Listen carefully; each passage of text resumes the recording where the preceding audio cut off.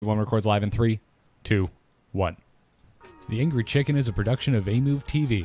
Bookmark amove.tv for more gaming and esports shows. The Angry Chicken is directly supported by listeners like you via patreon.com/TAC.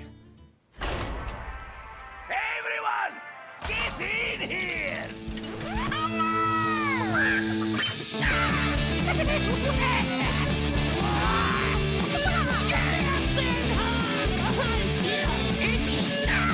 Ready for action!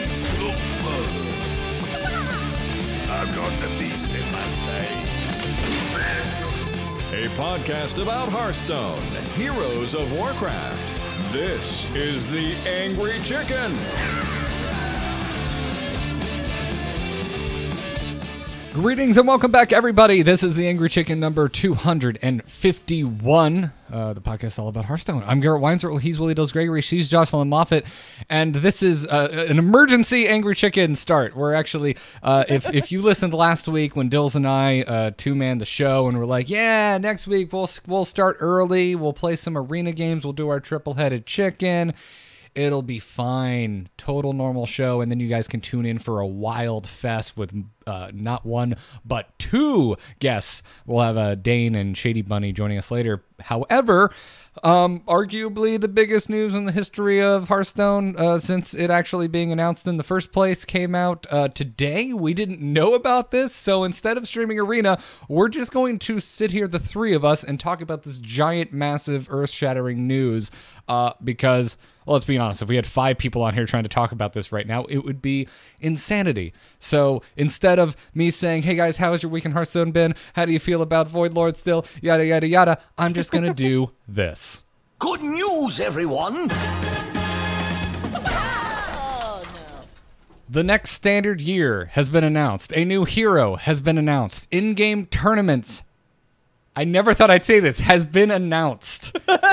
Kind of. Not tournament mode, though. I didn't say tournament specific. Not tournament mode. I'm being just as specific as Ben Brode in an interview that clearly happened before today that definitely is not making me mad at all that we weren't given any information about this ahead of time.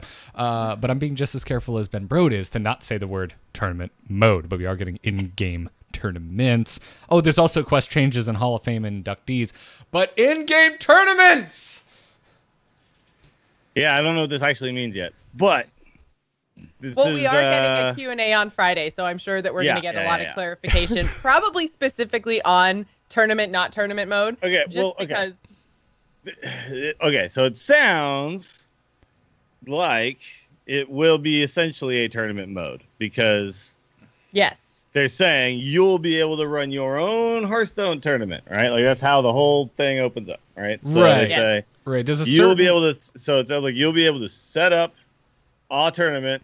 We'll be able to create taco, and then open invitations for people, and then they'll put deck lists. It sounds like all that. That to me sounds like tournament mode, but it also does sound like they're being a little bit cautious because I get the feeling it's going to be a fairly stripped down version, at least at the beginning. Ben Brode has always said, and not just Ben Brode, basically every member of Team 5, the three of us have ever talked to where we have mentioned tournament mode, which is every BlizzCon, basically when we run into them in person.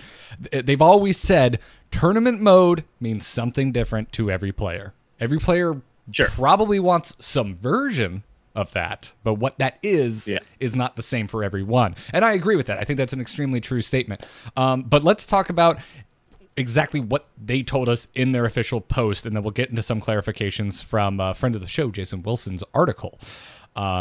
So in-game tournaments, we're getting a beta coming in the middle of the year, standard year. Yeah, and they didn't actually say middle of the standard year or like middle of the actual year. So I'm not quite sure if that means July or if that means like December. November or December. Sometime in the fall. So summer or fall, we're going to get a beta of tournament mode.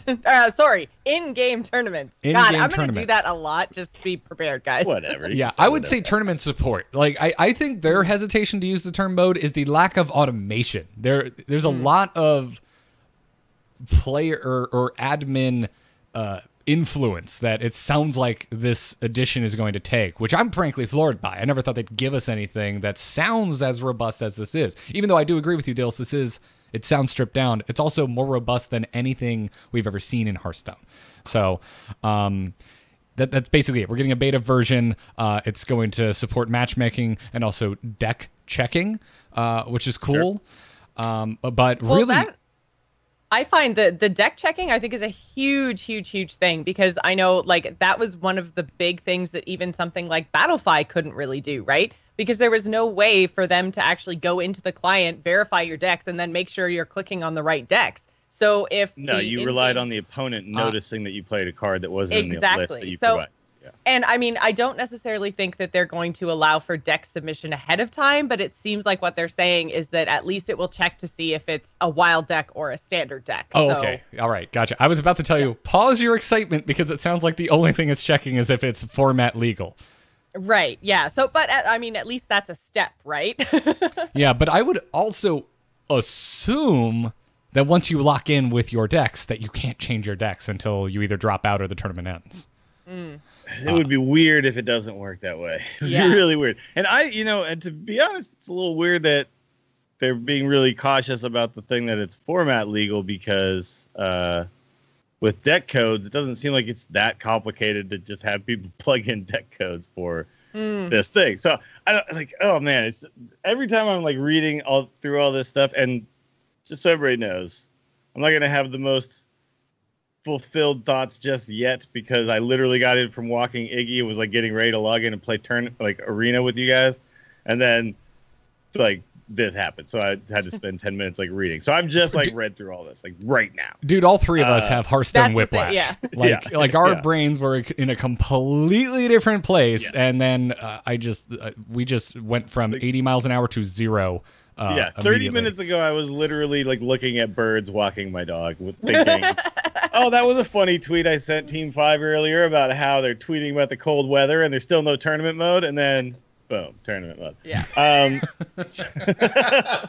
Literally this morning. That happened at like 9:30 this morning. Anyway. So it worries me how careful they're being that the version we're going to get is going to be super stripped down, but they also put in this screenshot that shows Swiss tournament, starting time, end time, 3 decks, last hero standing. Like, there's clearly some options to be made here. And you are picking from several things, max 6 players, all that kind of stuff. Like, that seems... And the fact that there's accept decline means I'm inviting certain players that have already, figured out. Like, there's lots of stuff in there that I'm already like, okay, this is actually looking pretty good from the start. Then I read this stuff and I'm like, uh-oh, only format legal or not? Uh-oh. Well, and that's just in terms of checking the decks, right? So in the article, since we're talking about tournament now, we might as well talk about the clarifications. So they did say that it's going to handle the basically 2 accepted formats, Conquest and Last Hero Standing. So you're going to be able to do that. You're also going to be able to invite friends through the Battle.net friends list or with a code, which was my big question when I first read this blog post and watched Brode's video, because I was like, WTF, I can invite my friends. That's great. But what if they're not on my friends list? Because that's what they said. You can invite your friends through the client. And I was like, I have a cap of 200. I can't invite 156 people to be my friend to make a Hearthstone tournament so I can send them invites. Like, that's not going to work, guys. I can't just unfriend my whole friends list to then run a tournament. I wonder how it will work with things like wait lists and people not showing up and that kind of, because that's one of the things that Battlefy had to sort through quite a bit. Man. I mean, at the end of the day, I still have a lot of questions, but it's still exciting. Yes. Like this is a huge step in a direction I think all three of us have wanted this game to go, and they're calling it a beta. They're being excruciatingly cautious. It's seeming like they're managing expectations by announcing, we're not using this for our own esports. What, are we crazy? And the chat room is pointing this out. You could make a specific account just for that tournament, and that's true. We actually have a Tack Tourney Hearthstone account that's made with another Gmail address, which you could do, but that doesn't change the fact that you'd have to send out 156 friend requests. That's it'd be way better, ass, though. Guys. I'm sorry, this is a pain in the ass. And it'd be way better to not have to do that. Well, it sounds like it'd be way better to just be like, I'm on my account. And so the fact that I'm playing in the tournament on my account, and I'm running the tournament on my So the fact that the tournament is actually going to spit out a code that then I can post on Twitter or something, way better. So I'm very excited that they clarified that through a third party in an article that not everyone is going to see. Salty, Joss? Only a little bit. Only a little. Yeah, listen. Yeah, that's insanity. That's completely insane. I'm just annoyed because I would have liked a heads up so we could have planned today's episode better. But I also get like, why not have all of this in your official post on your official website rather than no. Just a little blog. That's all we need. Yeah. Just a little blurb. We love Jason Wilson here. Frankly, I'm stoked that Jason Wilson and VentureBeat got this scoop. But sure, it sure seems like this should be front row center on your actual website. Yeah. Seems like important information. Yeah. They're very slow to actually release just all the details. And this is one of the things when we get our guests on later, I'm definitely interested in talking to ShadyBunny about this, that, the wild stuff came out. And again, we just like don't even know like offering rates and things like that. It's like they just can't bring themselves to just unload it all on us, like everything that they know. They just can't do it. Yeah. Yep.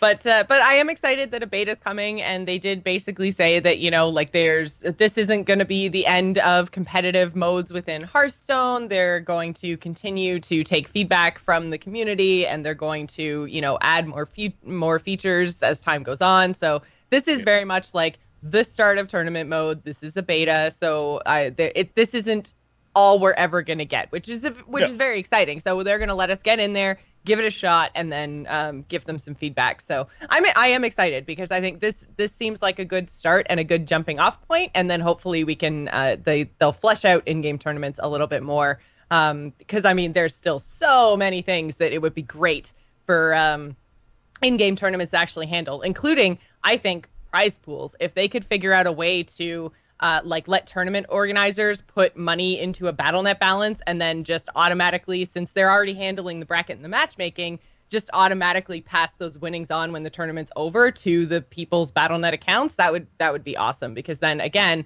it's like helping tournament organizers as well as players know that pool of money is actually there, because there's sometimes, like, you see it on Twitter all the time with people saying, oh, I was in a tournament 3 months ago and never got paid. This would be a great way for them to kind of take over the money handling between that'll work for stuff like Taco, but for a big tournament, people are just going to want $10,000. That's true. Yeah, they just want. Yeah. Well, yes, I'm not thinking. Yeah. But you're right. I think smaller community, this is the type of feedback they're going to want. Like, I would like to say, to have a 50 gold buy-in tournament, and then people can just win, 500 gold or whatever at the top and things like. I would love all that kind of stuff. I think this is like a year down the line. But the first version is probably just going to be, here's your tournament.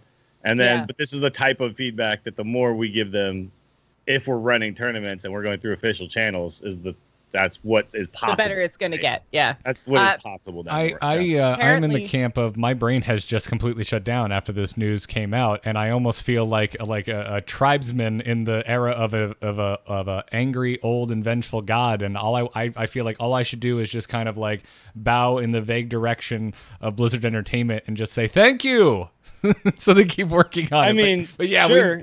We could do that, or we could, be critical. But, I'm aware. Yeah. I'm going to choose critical, because they put out spectator mode, and then they did nothing to it for now going on 2 years. So I'm a little concerned that this will come out in whatever version it is, and then 2 years later it's going to be the exact same thing, except druids aren't going to freeze it up and cause it to spin for hours and hours, something like that. That's what they'll fix.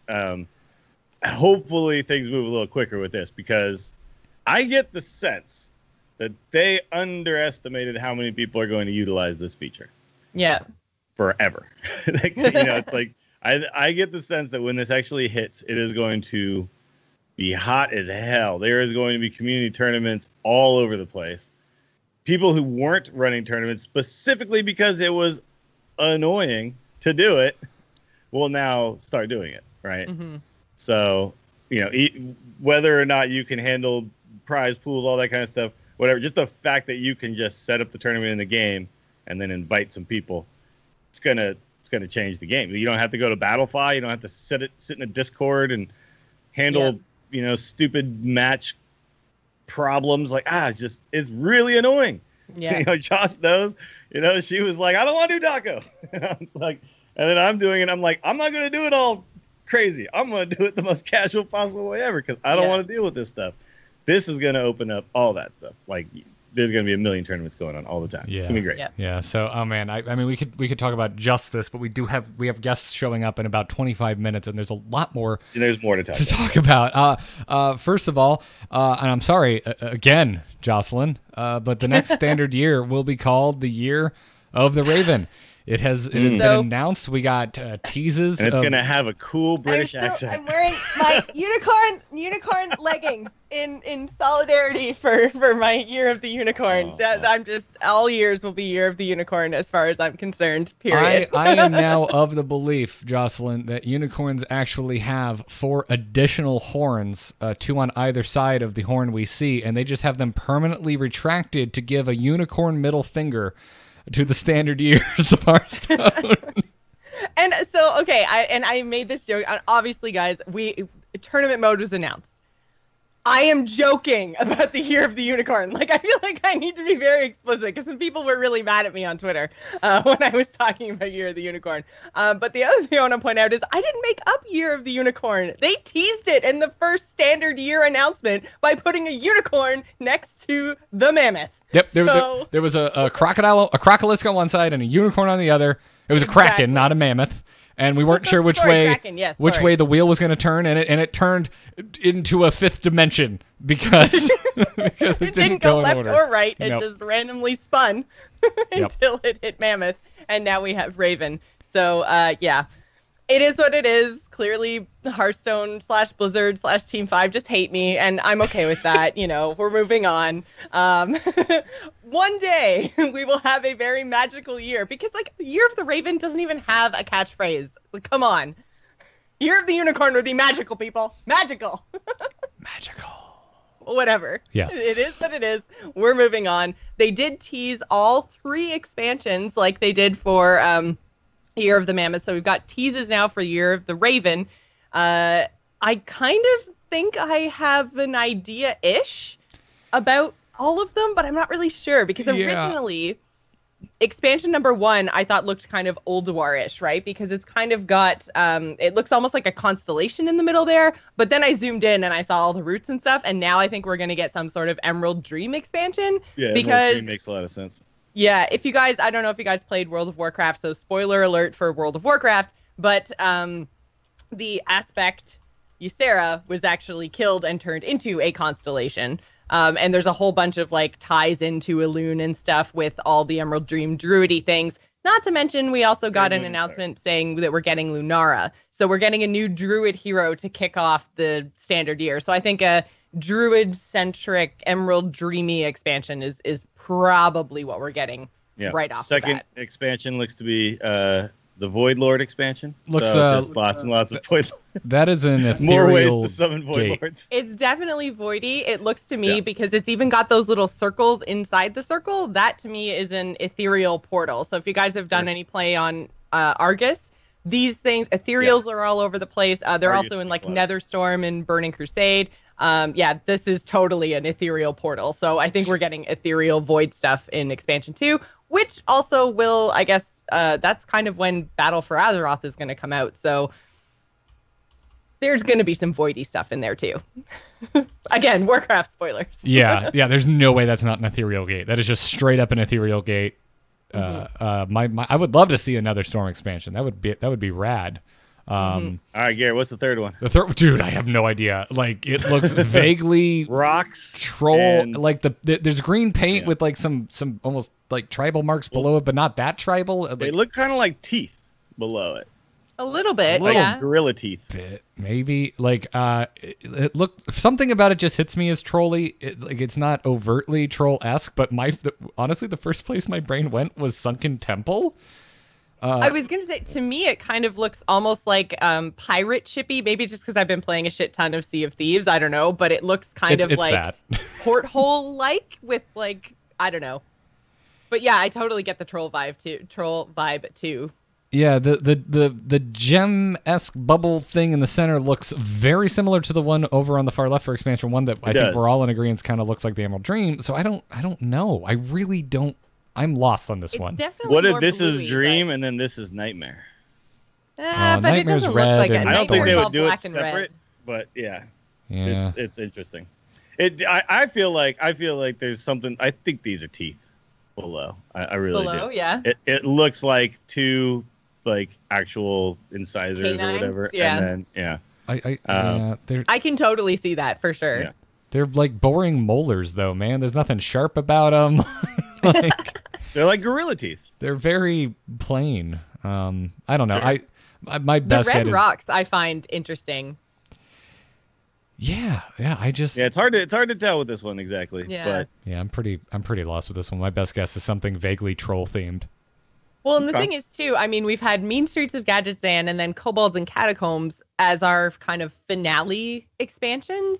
So it might be that expansion number 3 is another one that's kind of unique to Hearthstone as opposed to being based on a Warcraft like Sure. zone or raid or something. So, Yeah. I mean, if we get an Emerald Nightmare, Emerald Dream expansion, like there's already a World of Warcraft, like there's zones, there's raids, there's all kinds of stuff for Emerald Dream in World of Warcraft. Same with, like, we were talking about the Ethereals. There's stuff on Argus. There's Nether Storm. Like, those are all based in World of Warcraft. Same as sort of, like, even though it's Hearthstone's own spin on, like, Frozen Throne and Ungoro Crater, they're very much, like, based in World of Warcraft. And then the third expansion is always, like, way off the rails with Mean Streets and monkeys and Catacombs. trolls. So, yeah, I wonder if we're just going to get, like, something that's sort of based-ish in the Hearthstone world. Yeah. But yeah, not actually, or Like sorry, in the Warcraft monkeys world, but and more trolls. Hearthstone. Yeah. Monkeys and trolls. Some throw poop. The other are Jafakin? I don't know. I like Power Bump in the chat room. It says the last one kind of looks vaguely tiki. I would love a tiki themed expansion. That would be great. That'd be kind of cool, yeah. It could totally be tied into Battle for Azeroth, though, too, because we are getting the Zandalari trolls as a playable race. So, I mean, it could be troll. Oh, but that would just mean more specific. dinosaurs, and we just did that with Ungoro. Yeah. Yeah, that's Well, why we need monkeys and trolls. I don't like monkeys. Just tons of gorillas and monkeys, dude. I don't I'm like done- yeah. monkeys. but yeah, I think for that We can expansion ook in the specifically- duker. We can do all that No. stuff. No, Hosen suck. freaking Hosen. I hate no, the Hosen. I hate them. But I think I that, love yeah, that. like you're gonna have to really pay attention to a lot of the marketing that's going to be coming out before they actually tell us what it is for expansion number 3. So look for like images and blog posts and stuff, and I think that's going to unlock all the secrets of expansion 3 because I think it's going to be uniquely Hearthstone. Mitsul in the chat room says Murlocs and Mai Tais. Oh my god, can you imagine if we Oh. got like an actual full Murloc expansion? They're in Heroes of the Storm. One of my favorite sprays, and it's not even an animated one, is a spray of a Murloc tiki mug, and I want it in real life. So bring it on, guys. So anyways, other than just those teases that we're not sure about, there are some things set in stone. We know we're getting a new druid hero. It will be Lunara. All you will have to do is to win 10 games in standard or casual to unlock her. Maiev, however, will no longer be available after the new standard year kicks off. You're going to have to get her before Year of the Raven begins if you have not already gotten your Maiev. I have a feeling if you're within the sound of my voice, you have already unlocked that. Yeah, basically, I think anyone who's actually actively playing the game, because you unlock Lunara the same way you unlock Maiev by winning 10 games in standard or casual mode. So they're the celebration for the year. So as long as you've won 10 games in standard or standard casual, you get them. So, Yep. Yeah, good celebration. Yay, no longer Malfurion druids. Yep. And then there is the other big thing that's kind of set in stone are we know what cards are going into the Hall of Fame. And we're kicking things off with, I frankly, guys, and I'm not being facetious or over embellishing, I am not sure if I am more excited for in-game tournament support or the fact that Ice Block is going into the Hall of Fame. Well, everyone saw this coming, right? Yeah, I mean, Ice even Block hinted made a lot at of it sense. months ago. Yeah. Sure. Ice Block always made a lot of sense. I wouldn't have been surprised if it didn't, though, either, just because it is, Because that would be at a this point, T5 very thing to do. magey. Yeah, it's very magey. But, one thing that I'll say before we just go through all these cards, I'm a little disappointed that it's only 3 cards and 1 class card. I'm a little disappointed that we didn't see, More. like, the original class legendaries all just go to the Hall of Fame. I kind of would have liked that. I feel like it's time to refresh the classes a little bit. Like, yeah, it is weird though right now. I mean, like Tyrion doesn't even see play in Paladin right now. That's what I was going to say. Only when some the control Paladins do use him, but he comes out of Stonehill Defender all the time, right? Like, sure. I would ready to see Van Cleef and Tyrion. Yeah. Let's just get new ones in there and let's start fresh, right? That would be fine. I would be okay with that. But this is whatever. It is what it is. I think the 3 that they picked here are kind of nice. Mm-hmm. So yeah, I don't think the second one was Cold Light Oracle, right? Yes, which is interesting. That was probably actually everything but Ice Block, which is only 2 other cards, is more interesting or more of a I'm not sure I saw. I definitely didn't. Cold Light Oracle was nowhere on my radar as something that would potentially go into the Hall of Fame. But the reasons that they gave for it weren't that it was like in every deck or overpowered. Like this isn't the new Azure Drake or anything like that. It's just that it sounded like they wanted to play with some new mechanics and specifically around with battle cry mechanics, and Cold Light Oracle was limiting that design space a little bit. So they decided to just move it over to wild only. So it's the only way to reliably draw lots of cards in the neutral set. So now drawing cards is going to be something that is done well by some classes and poorly by others, and there's no like kind of way, or there's no around the corner I can also put a Cold Light Oracle in my deck. You know what I mean? It's like it's just one of those things, and it does feel like a wild mechanic in a way at this point. Like it's something you can kind of abuse in these crazy wild decks, but in standard it's very bizarre when you see people trying to do mill stuff. And you're like, yeah, it's not going to work. Like that Kingsbane Rogue, it's actually pretty good in wild. And then in standard, it's terrible. I just murder it every single time. Yeah. It sounds like it limits design space is all. Yeah. So they want to try something. And if it wild still matters, obviously. But I'm sure if it really becomes an issue there, we might even end up seeing a change to Cold Light Oracle. I hope that there are some cards that get changed. Specifically Barnes. I hope Barnes just gets... I said on the stream the other day, nuked from Orbit. I think that card just existing forever in Wild is going to be a problem. And I think there's several cards. And I wasn't on board with this for a long time, but the more and more I played Wild this season, I think the whole Naga Sea Witch change was poorly done. They could still have it be what it is, but maybe make it cost 6 or 7. That'd be okay. I understand that the interaction with giants is kind of cool, but right now just feels like in Wild you can just build any deck to just make a lot of giants or try to be aggressive enough to kill you before you make a lot of giants. So what it ends up doing is effectively limiting what Wild is all about, which is the whole deck design space. Right? Yeah. So it's like, no, don't do that. Just knife jugglers and haunted creepers to kill the giants thing, or Naga Sea Witches and giants, like one or the other. And that's and it's only going to get worse, right? Because that's the third Hall of Fame inductee. Is they're actually unnerfing, which is something they've never done. They are changing back Molten Giants, so it's going to go back from 25 mana to 20. And so there's going to be even more giants in your pool for your Naga Sea Witch giant deck. People already play this one. This one's actually one of the best ones because you only have to take 5 damage before they become free. So now you will have to take 0 damage before they become free. They're just free with Naga Sea Witch, which is a little bit of an issue. So I'm a little concerned about that.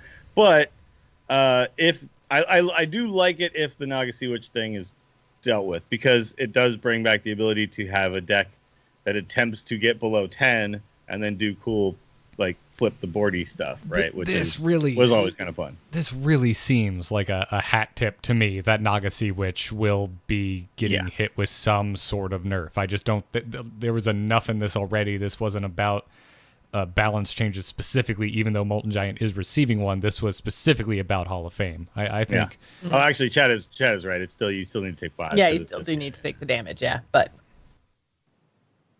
Oh right, yeah, 5 damage. That's so hard to take 5 damage. It's really not. Yeah, it's so funny though, because right now in Wild, as soon as you realize you're playing against one of those decks, if you're playing a priest deck, you start healing the opponent's face and stuff like that. It's just I don't know. It's dumb, man. It's like I tried to get to 5, and the only two decks I played were the Naga Sea Witch Warlock and a super aggressive Paladin with Murlocs. Everything else just didn't work. So a standard deck that and a doesn't really Sea-Witch feel deck. like that's how wild should be. No, right? it's not that wild, is it? Yeah. Yeah. I do feel like a Giants heavy deck should be a wild thing, like because just. But it shouldn't be the only wild thing, right? Yeah. No. Yeah. That's really the issue. I agree. And then the last thing we haven't had a chance to talk about is what they're referring to as quicker quests. They're going to be changing quests up. Quests are getting higher rewards, and they're going to be able to be completed quicker. They gave some examples. Only the Mighty, the way it currently is you have to play 20 minions that cost 5 or more. The reward is 40 gold. After these changes go live, you will only have to play 12 minions that cost 5 or more, and the reward will be 50 gold. So a 10 gold increase and significantly easier to complete. Yeah. Class victory is win 2 games with one of 2 classes. It's going to be win 1 game with one of 2 classes. And again, a 10 gold increase going up from 40 to 50 gold rewarded. So It's a good start. But I feel like this is their response to Hearthstone needs more rewards. But the fact that they're still tied to daily quests, like, I don't know about you guys, and I'm sure that it's probably a lot harder to do if you're a newer player or have less of a collection. I know that the 3 of us are very, very blessed in our Hearthstone worlds. Like, I get that. But I feel like, this is still just 1 quest per day. It's not... I don't feel like it's really addressing the problem because, like, when I get the win 2 games quest, I never have a problem completing it, Like, if anything, I have a problem completing the win 5 tavern brawls. That one gets rewarded every time. Replace that one every time. I was going to say, most of the time I just throw it back, yeah. I want to see their stats on that. I want to see how many people actually keep that quest. Throw that one back. Okay, but now at the end of this little thing, they did say we're not stopping here. We've got our eye on more quest improvements for the future. But hopefully they also have their eye on... the problem. I hope they have their eye on maybe every time you open a pack, you get 10 dust. Maybe maybe they adjust the disenchant costs. I hope that there's other things that improve just how much you get for your... Like, how much bang you get for your buck. Like, when you actually buy packs, not just doing quests and earning more rewards that way. Just when you actually spend a little bit of money, get a little more. My brain may have shut down in critical thinking towards the tournament announcement, but this is where I go. This is extremely tame. This is a tiny it's still good. I mean, they're doing something. They're letting you complete your daily quest faster, but I mean, they're still, you get 1 a day. So if it, like, speed wasn't a problem in the first place, then this isn't 10 all more that gold much. means over 10 days I will get 1 extra pack. Yeah. If I get exactly 10 extra gold per day, right? Yeah. Yeah, which adds up over the course of a full year, but it's certainly not something where I'm going to be like, oh my God, it's a bright new future extra for packs free-to-play players.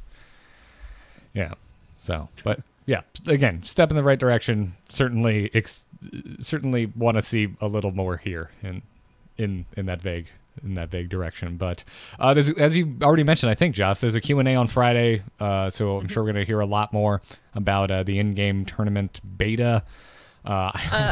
Hope we have a better idea. Also, about the Q&A on Friday, they are taking questions through the blog post. So if you guys haven't already and you have questions about any of the stuff that they announced with the whole Year of the Raven blog post, go to the blog post and post your questions down there because the CMs will be kind of digging through all of that and pulling the questions for the Q&A out of there. So if you have questions, that's the place to go and post them. And then hopefully you'll get them answered on Friday. The all-star I know team, I did. It's Ben Brode and Yang Wu. Yep. Yeah, the classic duo. The classic duo. Yep. Also, please go read Jason's article on VentureBeat titled "Hearthstone is getting in-game tournaments ... Just don't call it tournament mode" before posting your questions, so hopefully you don't get repeat answers.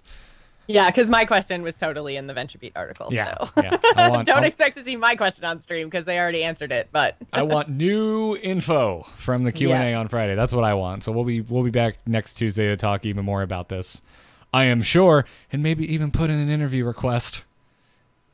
Please and thank you, Team 5. But anyway, we need to get some guests in here. But before we do that, we do have a sponsor to thank for today's episode, HelloFresh.com. They are back sponsoring this episode of The Angry Chicken. If you have somehow never heard an episode of The Angry Chicken where they were supporting us, they are the meal kit delivery service that brings fresh, ready-to-cook pre-measured labeled meal kits directly to your doorstep in recyclable insulated packaging that even holds up to the weather where I live in Florida that tries its damnedest to kill anything fresh in the world. I can come home 6 hours after the thing was left off and everything is still nice and cold and not wilted at all. So check them out by going to HelloFresh.com. It's super convenient. It helps keep me very healthy. Dills, I know you and I both recently received a fresh new box of HelloFresh. Dude, I went through it in exactly 2 days. I thought there's 3 meals in there each of these nights for the next 3 days, and instead I made 1 dinner and lunch and another dinner. I was about to say there's 3 meals in there. Oh my goodness, so man. Good. Dude, those Mushu pork tacos were amazing. Yeah, they were the bomb. It was actually really perfect timing because I just run out of like my last grocery order, and I was not looking forward to going back to the store. HEBs here in Austin, Texas are always jam-packed. So all of a sudden I open my door and I'm like, oh, hello, Fresh. Yep. It was pretty sweet. Yeah. Oh, you didn't say hello twice? That's what I do. I want you to video yourself the next time you get a Hello Fresh, because I really want to see you actually open your door. Oh, hello, Fresh. That would just make my life. Yeah. If they're looking for a spokesman for the next commercial, I got you. Well, Willie Does Gregory. Phil's has been practicing for a year. Yeah. It's a solid thing. It's really easy to promote them on the show because it's something we both truly enjoy. So if you never checked them out, man, they've got great selection, and then they've got the flexibility to enjoy that selection. I know I've mentioned it in the past, but I'll mention it again.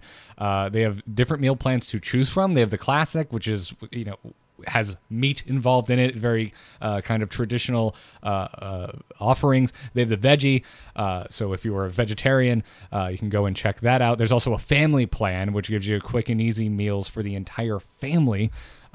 And I really dig just the simplicity. Like you mentioned, Dills, I don't have to go to the grocery store and pick out a bunch of stuff and figure out what meals I'm making. It shows up to my door. It's all pre-measured. It is ready to go. Katie and I take turns. All right, tonight you're on meat. I'm going to dice up the vegetables, and we swap the next night. It's actually fun, and it's relatively quick. They take around 30 minutes, and one of them usually takes 20 minutes in the given thing. I always save that for Into the Nexus evenings. So isn't it annoying when you get home and you're like, I don't have cumin. You don't need to worry about that with HelloFresh. They send you the cumin. I was going to make this super cool thing, but no paprika. Yep. Well, that doesn't happen when you have your HelloFresh. They you got all you your covered. little things. And they're like little fun-sized packages. It's kind of awesome. You're like, oh, look, a little tiny thing of chutney. You're like, this is exactly what I wanted. Katie saves all of those little things and turns them into mobile cocktail containers for when we go traveling. Ah. Yeah. You know what, Garrett? Oh, entrepreneurial idea for off stream. HelloFresh of cocktails. Ooh. Oh my God, yes. Man, there is some legal things there. But anyway, real quick, before we go, HelloFresh, not only are they offering a good service, but they're offering you $30 off your first week of HelloFresh deliveries by going to HelloFresh.com and using the code TAC30. That is TAC30 when you sign up. Again, $30 off your first week of deliveries. Head on over to HelloFresh.com. Enter the code TAC30 when you subscribe. We thank them for their support. Dills, I'll see you after the show. We're gonna have a combo. All right. Well, let's go grab our guests. If you're watching live, we're gonna just take a break and figure out the overlay because there's no way I can quickly do this nice and easily unless they were waiting in the wings for 40 minutes, which I would never ask of anyone, especially when we don't have a green room and booze to offer these gentlemen. No, there's no green M&Ms. No, so yeah, the podcast version they'll just be a cut. You'll never know. It'll all look so professional. I'll look so great. But let's see. I see Shady and I see Dane. Ready? The call ? Yeah. It's the most nutsoid episode of Angry Chicken I think we've ever had. I know, 2 guests and friggin' ridiculous news. Yeah. Timing, man. Timing. It was funny because I talked to both of these people because there was going to be no news. Yeah. I was like, this will be perfect. We can just talk about Wild all day. Yep. Be great. A great change of pace. Hey, do I hear Shady? Hey, guys. Hey, man. There we go. We are already live since we kind of had to talk about that tournament stuff. Yeah, I was watching the last bit. So sweet. Stuff to say. Sweet. So we're just gonna take a breather and get you added to the. Oh wait, I shouldn't add you until Dane is here too, because that'll just f up the whole. It's gonna mess Skype, everything up. The whole Skype thing. He is typing.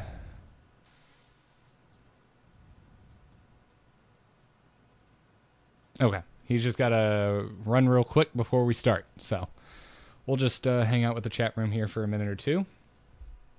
Anyone else need a drink or anything before we get going? All good. I got my tea. Sweet.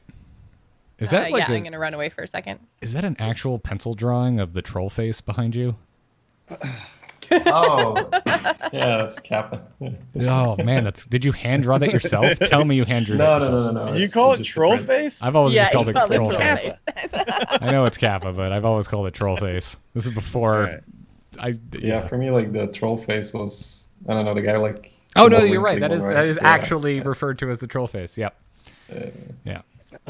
Yeah, there's what face? I was hoping. Troll face.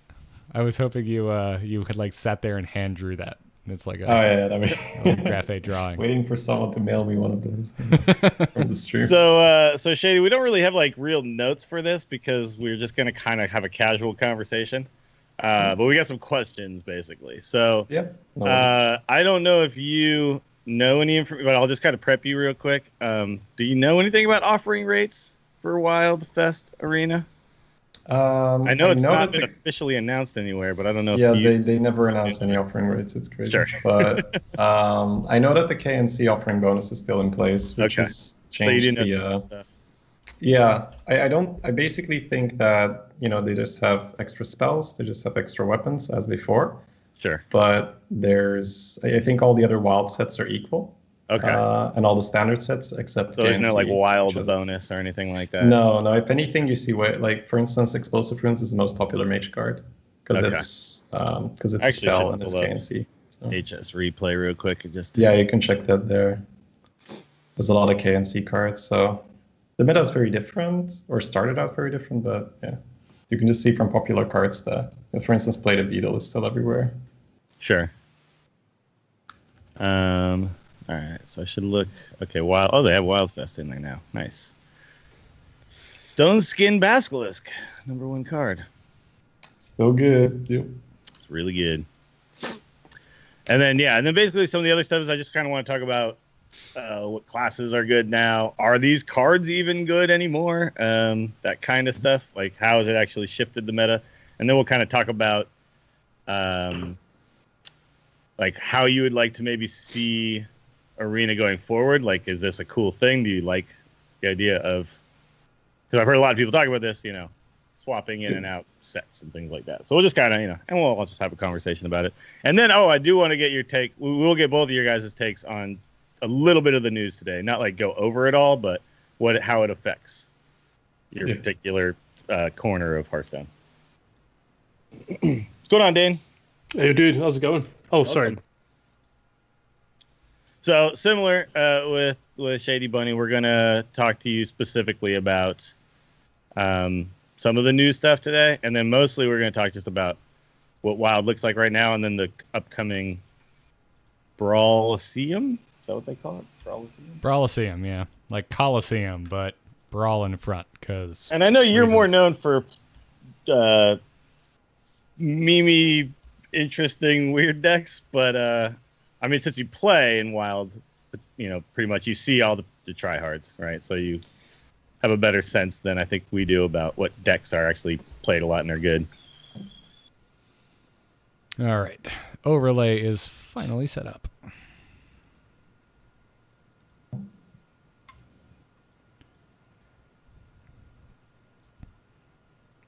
Thanks for being flexible, by the way, gentlemen, with all the news today. We were like, shoot, we need time to actually cover it. So we just started early. Oh, no worries. I think we're starting at the appointed hour, right? Yeah, for you all, yeah. It's just had we not done that, we would have set up before the stream was live. Yeah. Okay. Yeah, and we would have had you guys in for 5 people talking through a giant amount of news, which would have gotten a little chaotic, I think. Yep. It was funny because I actually literally tweeted at Team 5 this morning about how they still don't have tournament mode. And now I got a little bit of egg on my face, I guess. Little humble pie. Sure. Good timing. But to be fair, when I made the tweet, the announcement had not been made yet. All right. So is everyone good to go? Dane, I think you're muted, actually. There you are. Oh, wait. Nope. He's just not here. He just hung up. He just left. Teach you to call me muted. Josh, do we have an email or anything today? One quick email. Looks like? Okay, yeah. Cool. Apparently he's having some mic issues. And this is going to make the overlay explode. Just bear with us, chat.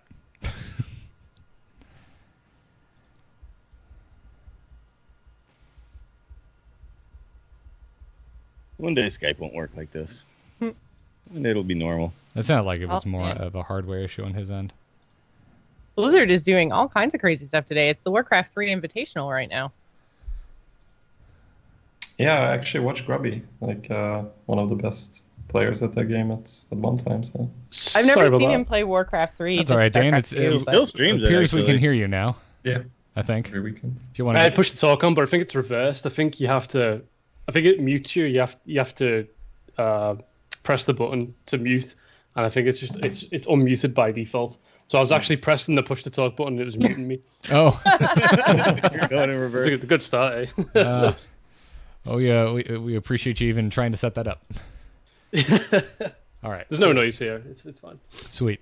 So are you guys ready to go? We're pretty much just gonna have a pretty kind of open conversation about Wild. With a vague kind of bend towards Brawliseum coming up, or Ballasium as I have it written in the notes, and Wild Arena. I'm all good. Just 10 seconds. I'm good to go. Yeah, no worries.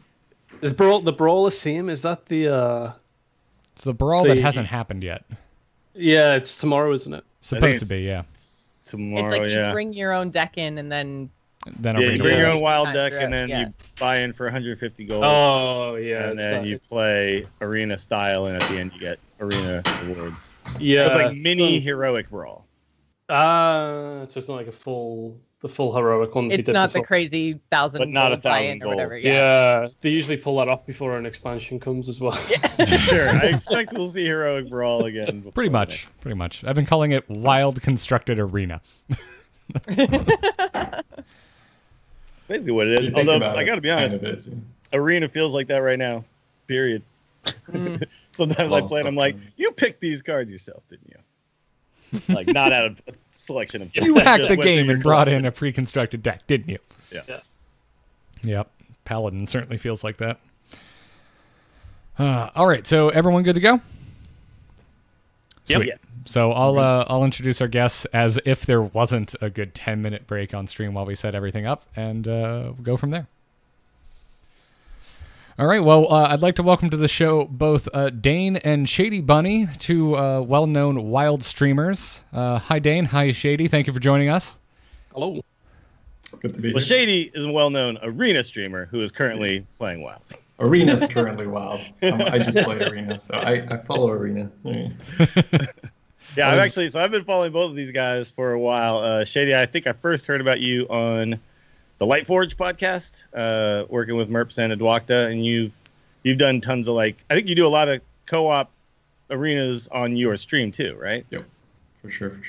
Yeah, which is one of the funnest things you can do in Hearthstone, I think, is get somebody else and talk through an arena draft and playing. It's definitely what I need to get into arena because can't draft at all. It's a ton of fun, for sure. That was my favorite thing about our feedback from last week's episode, Dills. I only got feedback from two people. One said, I thought this was going to suck, and I really enjoyed it. And the other person said, I thought this was going to suck, and it sucked.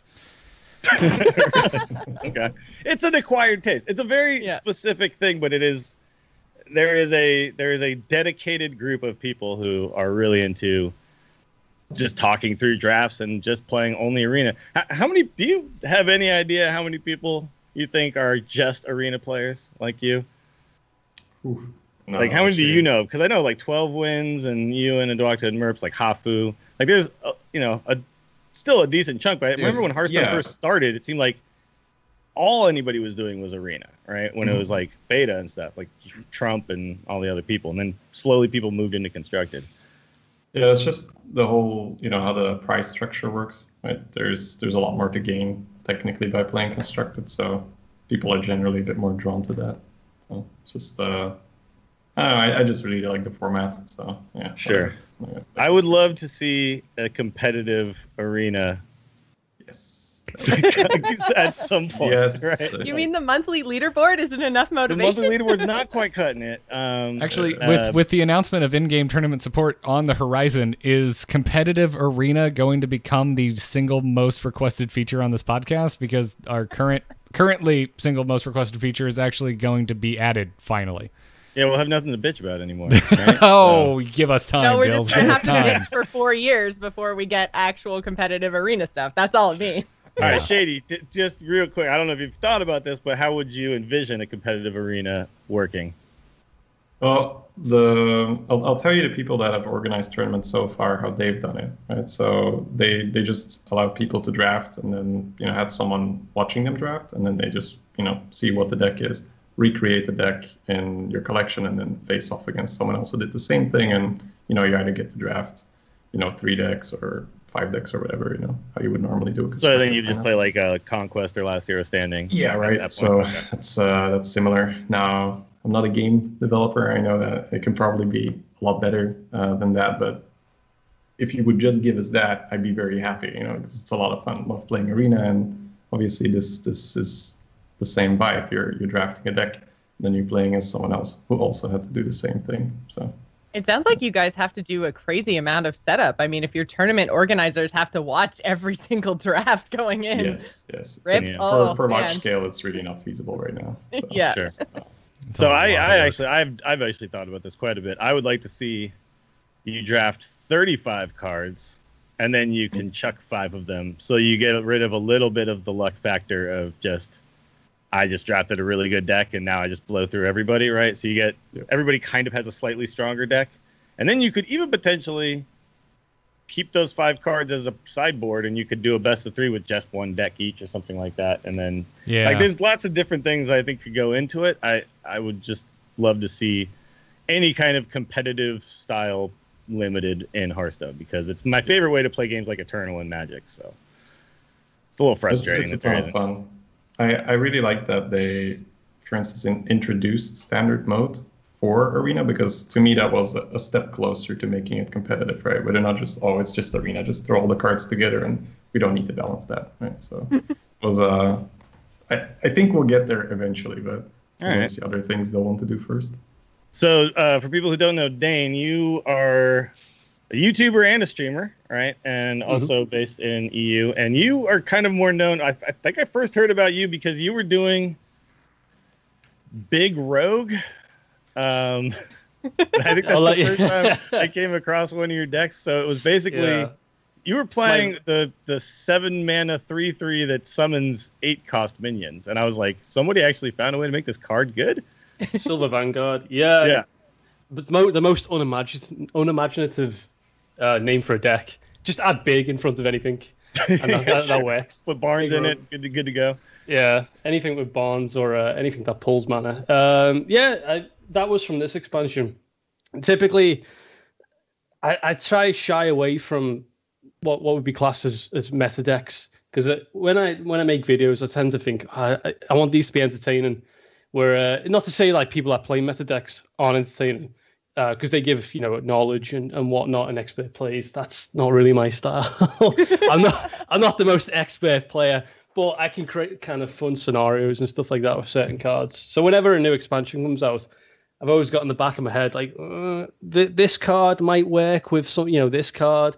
And in Wild it's a lot easier because you got access to everything. So Rogue at the minute, I think Rogue's the most flexible class for that. For like Shadowcaster, just stuff copying back into the hand and making stuff happen with battle cries is fairly unique, I think. Yeah, you still got things like Gang Up. You've got Shadowcaster, like you said. Yeah. What's the 4-mana 3/3 Death Rattle? Pull a minion out of your hand or a copy of it out of your hand. That's Cobalt Illusionist. Yes, exactly. Yeah.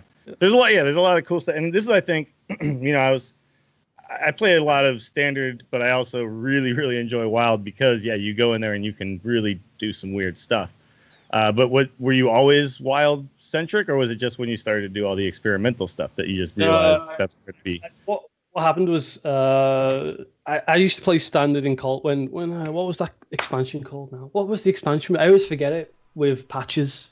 Mean Streets. Mean Streets came out, and Jade's kind of disheartened me a little bit because before that I was playing a lot of Golden Monkey Control Warrior. Loved that deck, and then when Jade's came out, everyone was kind of playing Jades, and it kind of destroyed the old control matchups sort of thing. So I thought, I don't really like this. I'll switch this to Wild and see if it's any different.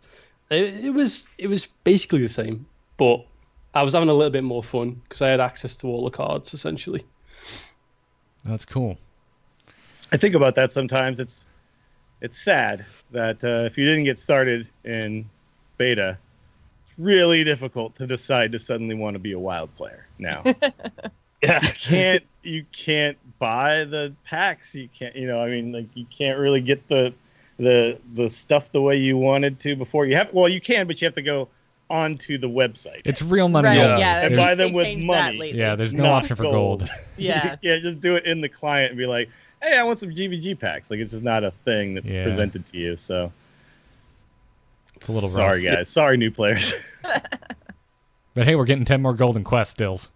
Yep. By the way, when Jades came out, Skulking Geist wasn't a thing yet, was it? No, it wasn't. That came out in Frozen Throne? Frozen Throne, I think, yeah. That was Skulking Geist. Yeah, Jades was Gadgetzan. Yeah. Yeah, so at first, it was really bad. You were like, there's nothing you could do about this. It's pretty rough, yeah. I think that matchup was a complete loss. If you were playing any kind of slow control deck without a very good finisher, you were essentially, if you were playing a fatigue deck, you were at a loss basically. Yeah, because they were just going to out fatigue you. Yeah, so let me ask you what your thoughts are on Naga Sea Witch in its current state. Well, there's ways at the minute. There's easy ways to counter it. I think Druid's in a really good spot at the minute, particularly Malagos Druid. As long as you rock 2 Poison Seeds, that matchup is basically way in favor of Malagos Druid. But the point is, there shouldn't be a card that exists where suddenly there's nothing on board, and then by turn 4 or 5, there's a Naga Sea Witch and maybe 2 to 4 giants. Yeah, it's like it's not a fun interaction. It's not that it's unbeatable, or it's not that it's an amazingly good deck. It's just it just shouldn't happen. I feel like, and as well, if you don't draw those pieces of removal, it's a straight loss. It just shouldn't exist where suddenly there's nothing on board and then there's a huge amount of stats. And then there's like 43 power or something like that. Like, hello. Yeah, what I feel is that it's just kind of defining Wild in a poor way, right? Where no matter what deck you play, you have to be prepared for the barrage of giants on turn 5. And so you can't just play an interesting deck that has some sort of plan that happens on turn 15 because you have to be prepared for turn 5. And if you're not, then so it's like you kind of see, and I've been playing. So this season, what I did was I was trying to get to rank 5 in Standard and Wild, so that when March rolls around, I'll be at rank 9 in both, and then I can just power through to Legend, and then hopefully just be Legend every season in both. So I played a lot more Wild this season, and it's basically like you're either trying to kill them before they get their giants out, or you are the giants, right? And I feel, or you're Big Priest. And I feel like back in the day there was I don't know, before this changed, there was a lot more weird combo decks and stuff. Yeah. Well, and I'm curious, Dane. Like, it felt like before very recently that the Hearthstone team was balancing the game for Standard and Standard only. But then with the most recent balance change to things like patches and Raza, which aren't even going to be in standard that much longer, we're like, oh my god, this is kind of setting a new precedent that they are going to balance the game for Wild. And then today, just a couple hours ago, we got the Molten Giant news that not only is it going to the Hall of Fame, but it's getting basically unnerved. So do you think a Sea Witch change is on the horizon? They haven't hinted at it. I don't think they're going to change it in the next upcoming patch. So are you terrified of the Molten Giant change? No, I mean, if you really wanted to ladder up if you wanted to competitively play in Wild and get high ranked, you could just play a complete counter deck to that. For example, that Malagos Druid I mentioned. It's just that for kind of new players trying to dip their feet into Wild, if they want to play a slightly different deck or try something new, they're going to get basically heavily punished by this particular deck, because if you have no board removal or you don't have a plan to kill them before turn 5, it's just basically waiting to die. It's like, do they have Naga? If they do, I'm dead straight away. So it's not. It's like a coin flip sort of thing. I think they might release certain cards that will make it a little bit easier in the expansion. I think they're going to. We're going to rely on that rather than changing Naga Sea Witch. I think they're going to rely on maybe 1 or 2 cards that might aid dealing with Naga Sea Witch. I feel like the mechanic is okay because it is consistent with how it's worded. I just feel like at 5 mana, it's kind of bad. I wouldn't mind seeing it cost 6 or 7 or something 6 like or that. 7. That would give you time to prep. It would give aggro decks a chance to finish them off, basically. I mean, if Bone Mare needed 1 more mana on it, why can't Naga... Like, Bone Mare is like, oh, I added +4/+4 or something. They're like, well, I added +32/+32 to the board for turn 5. So I don't know. I also do feel, and I don't know if you feel this way too, I feel like if Barnes is going to exist as is for all of eternity, it's going to consistently make Wild a little bit problematic. Yeah, I do agree, because the more cards that get added, that synergize with Barnes, and in particular Big Priest as well. So the more removals they get to stall if you don't get Barnes straight away, the more of these big minions that are really good with Barnes, even though he's moving out of standard soon, it's going to be a bit of an issue, I think. Yeah, it's like Raza. Like Raza was always going to be an issue for a while if it existed the way it was, right? Yeah, I think they might get into a habit as when a set rotates out, they may nerf it as it rotates out and is only available in Wild. They may nerf certain problematic cards, because that way it makes more sense for the competitive standard scene. It won't affect that because the cards are leaving, and it gives them more design space as well, I think, for Wild in particular. But then I can see which thing it's.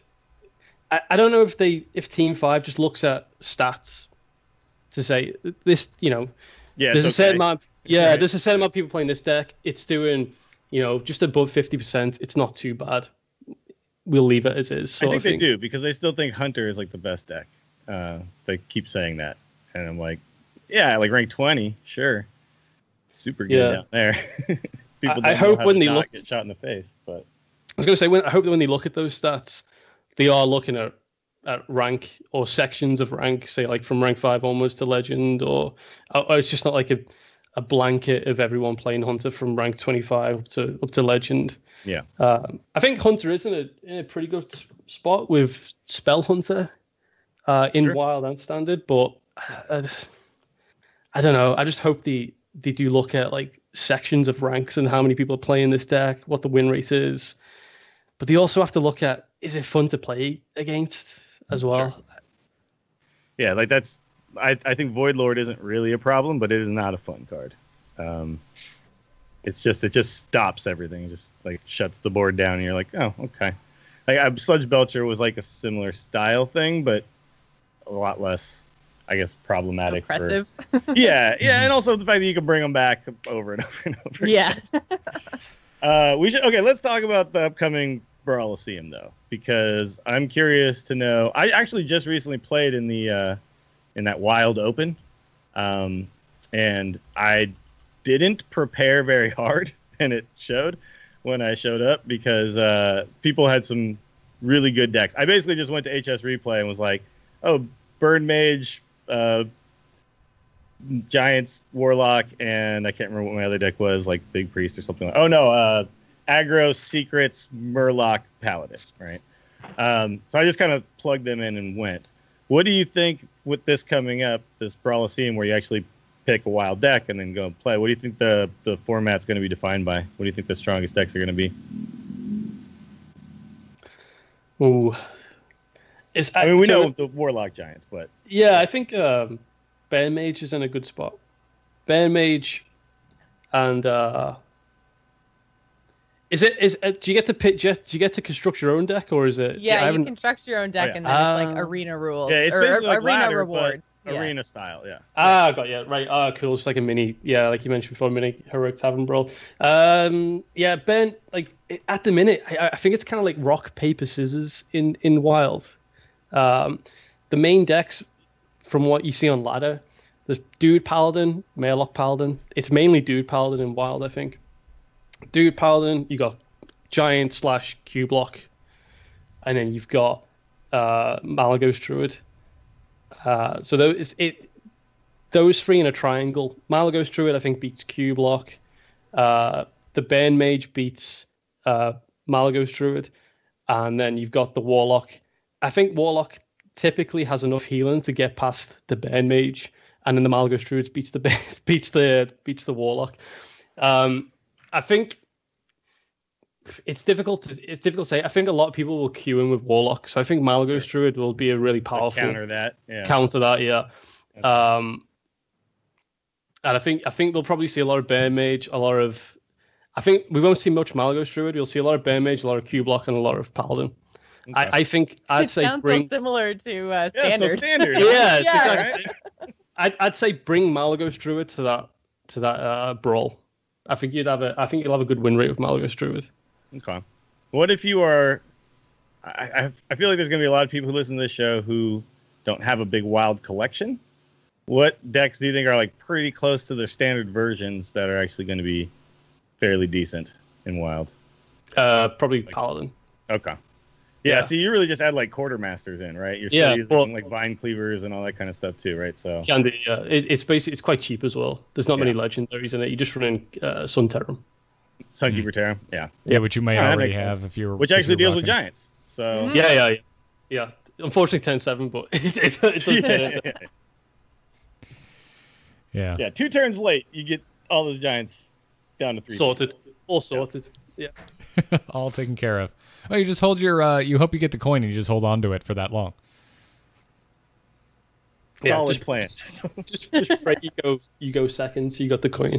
Yeah, exactly, and you don't use it until turn 5.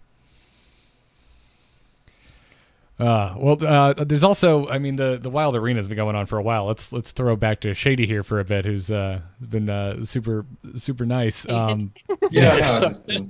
It's been in because I don't play a lot of Wild Constructed, so it's fun to hear the dynamic. Do you play any Constructed, or are you purely Arena? Very little. Okay. Just. Do you get to rank 20 every month for your card back or something like that? Not even every time. Really? Yeah. I don't care about card backs. I mean, I've done Legend, but it's to do just it to just see for if the card back every time. Yeah. Sure. Yeah. I'd rather play more Arena. Yeah, well, Dills, I know you want to talk Shady about offering rates in Wild Arena. Yeah, basically, I'm just curious when they switched to the Wild Arena. Now, I find it frustrating, and I've heard from Adwakta and Merps they do as well. They never quite tell us exactly what's going on with offering rates, and we do know now that they have this kind of system that adjusts them minutely over time, whatever. But what do you know? What's going on with the current Wild Arena? Are there any offering rates that we do know about? So when I first started Wild Arena, I expected to see way more wild cards. I thought they might even implement a bonus, right, to wild cards, which would make sense, as they normally do when a new set gets released. They put an offering bonus on it, so you have more chance to play with the new cards. Now, when I did my first draft, I had like 3 Crystal Lions. I was like, what's going on? Like, this can't be. So it turns out that there was still a K&C offering bonus in place, and it seems to be that they didn't change that. So at first I thought it was a mistake, but it seems now that they just left it in place. It's still very enjoyable to play, but it's just not what I had expected from it. Like like obviously it's wild and you see Krakens and Force Tank Max and all those old cards. Sure. But you still see a lot of, K and C cards, especially because a lot of them are good. So was it a really big, like, noticeable change then? Or was it just kind of like mostly the way it was with maybe one or two cool, fun, wild cards? Because when they talked about Wild Arena, I had the same thought as you. Like, oh my God, yay, we're going to go back and play with all these old cards and this is going to be super fun. But it sounds really like the same. It's definitely different, especially because at the end of, let's call it KNC Part 1, right? Wild Break and KNC Part 2. At the end of KNC Part 1, Priest was very dominant, and I think they had just micro-adjusted them down. But Priest was by far the best class before the break, and you can't really do the same thing right now, because part of what made the arena more control-oriented over time is that they just stopped printing 2-drops. Like, to give an example, in Goblins versus Gnomes, there's about 8 good neutral 2-drops. In the entire standard block together, there's about 10 good neutral 2-drops. Wow. So it gives you, it's really big, the shift. So the curve starts at 2 again now, whereas before the curve started about it. Like, it's not like you'd never pick a 2-drop, but it was more like if you skip turn 2, no problem, right? You're not going to immediately die. If you skip turn 2 in Wild, it's a bit harder to recover. Right? So the spell weapon bonus is still there, right? Yeah, that one's still there, and I think that's what gives a different vibe to original Wild. Because if you remember playing Arena in GBG or TGT, it was very, very snowbally, very little chance to come back. Basically, when Muster for Battle came down, you could concede. It's about, it's a bit of an over-exaggeration, but it's kind of like that. Well, it was hard to come back. Like if your Flame Juggler hit the opponent's minion, you won the game. Yeah. And if it hit face, you didn't. Turn 1, Coin Juggler, kill your guy, GG. Yeah. That's less now because there's more weapons, more spells, so more initiative, which I like because it gives a bit more. You don't just lose because the opponent has a zombie chow, which was before, right? If opponent had a better curve, I lose. So I do still like the bonus. I'm curious to hear your thought on now these GBG cards and TGT and all these cards, Nax Ramus cards. They're all back. Like, obviously, Zombie Chow is still a good card, but what about the way that they used to be? Because I think a lot of people think of the GBG set as being like this OP set with all these crazy mechs and piloted shredders and stuff. But I think that actually the newer cards are better. Like, I don't think that these cards are as good now. Like, I think of what's the card? 8 mana 7/7 that spawns 7/1/1s when it dies. Violet Worm. I think of that, and then I think of Force Tank Max, and I think I'd rather have a Violet Worm, right? Yeah. It's also interesting to look at the strength of the classes. Like, Paladin wasn't that good in Arena back in GBG. Oh, it was like. Well, they had Murloc Knight. You're talking GBG, right? Sure. Because just look at it. Yeah. Back then, the card pool was so much smaller. You would have a lot of chance to get Coghammer or Muster for Battle, and the game was very, very tempo oriented. So Paladin was. It's actually kind of funny. Throughout GBG, I just said I won't play Paladin on stream because I don't think it's fun. It's just dumb. You're just trying to get your Coghammer. My memory is shite, apparently. Mage was good, and Rogue could counter it. So it's not like it was super oppressive because I think win rates right now tend to, skyrocket a bit more. We had like a 56% win rate when KNC Hunter started, where you could just do flanking strike and spell stones and stuff. It was crazy. And they toned that down. And Paladin right now is at 54%. So it is oppressive for sure. Okay. Yeah.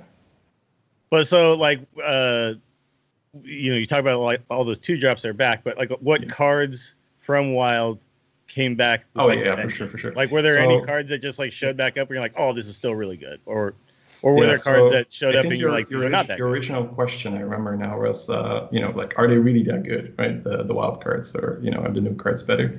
So we have seen some power creep for sure. Like for instance, Primordial Drake, that could not have existed back in GBG because anyone with a Primordial Drake would automatically win on turn 8 because the game was so tempo oriented. I live until turn 8, Primordial Drake. So I think that there are a couple really, really powerful cards, especially in the early game back in the Wild meta. But overall, the power level was lower. But like especially like Zombie Chow was really good early game. Muster for Battle, Coghammer, Seal of Champions was a really big swing if we're just talking Paladin cards. But cards like what about like Piloted Shredder? That's I think the card that everybody uses there. That's like the staple, right? Yeah. Like, oh, Wild's back, good, Piloted Shredder. But it doesn't swing the game right now. Like you play it and it's like, it's annoying and it's good, but it doesn't swing the game like a Firelands Portal does, for instance. Like that was like more recent, right? Karazhan. Or Free from Ember, for instance, can get you a Lich King, or now in Wild, the Ragnaros, which is really fun. Donut rolls a rag. I was just say, are you seeing a lot of, with the legendary offerings and stuff, are you seeing a lot of like Rag and Sylvanas and all those unfortunate cards? Yeah, more like Rags from Free from Ember, because Free from Ember is a spell and it's only a rare, so you get it more often. But I've been Sylvanas and Ragged already, so it's been. All right, what about North Sea Kraken? Is that still good? That's still good. That's okay.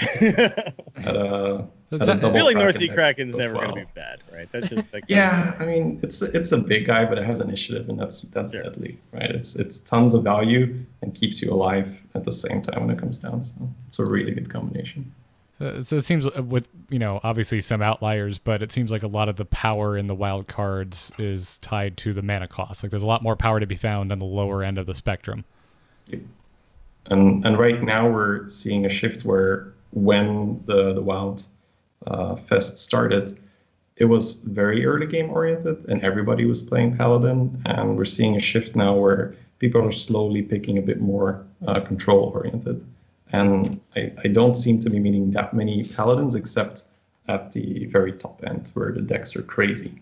But it feels right now that I mainly meet mages, and then some warlocks, druids, all the rest, and some paladins sprinkled in between. But it's only at 9 wins, 10 wins that you really consistently start meeting paladins. And then when you queue up with a paladin 9 wins, you're like, oh god, he's gonna have all the things. So do you think? I found that it seemed like I was either a super aggro deck, and I would get to 9 wins, and then all of a sudden these control decks would just kill all of my stuff, and I could never get past them.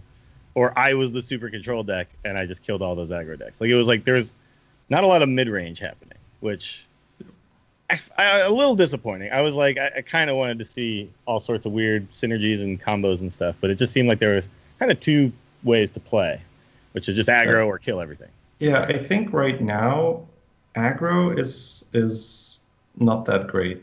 Well, it depends on definitions of aggro, right?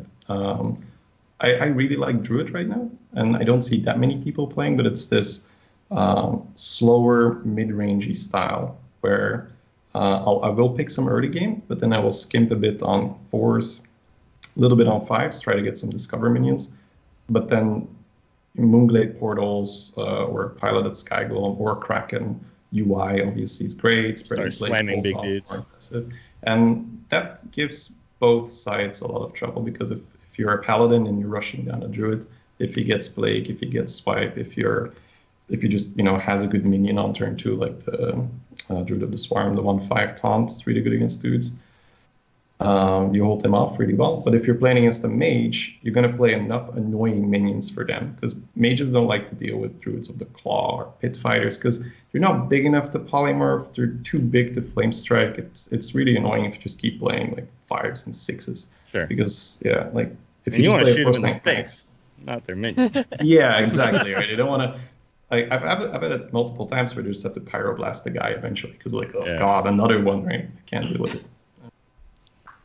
So one last question here about what has happened now with Wild. Now they did do this thing where they removed a whole bunch of cards at one point to set up the initial. This was kind of like the first time we'd seen a big change in Arena, which was they banned the good cards from Mage and Rogue, left Paladin alone, and then banned a bunch of bad cards from all the other classes.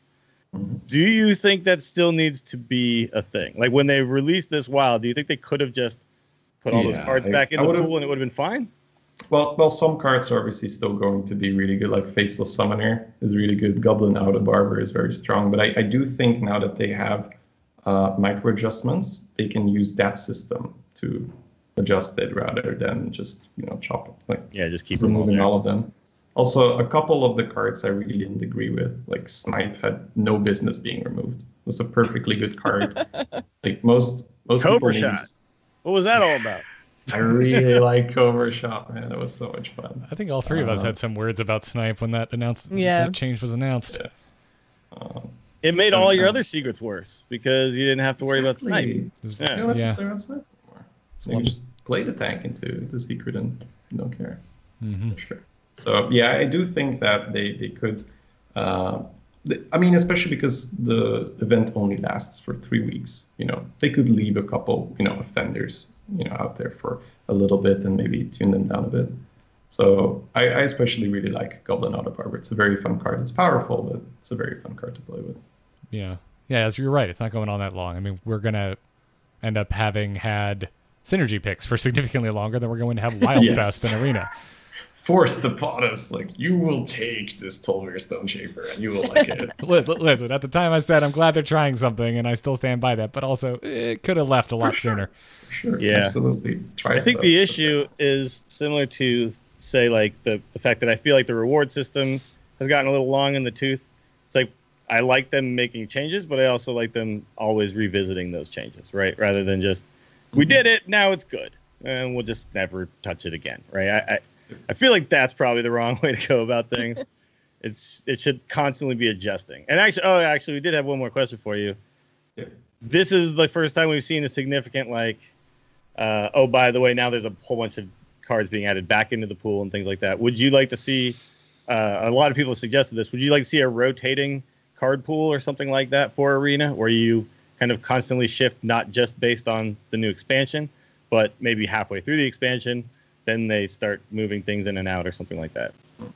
So what they're usually doing, and this obviously changes a bit from expansion to expansion, but the general trend is we have about 4 months of A meta, right? And then the first 2 months, they kind of leave it as it is with a fairly high offering bonus.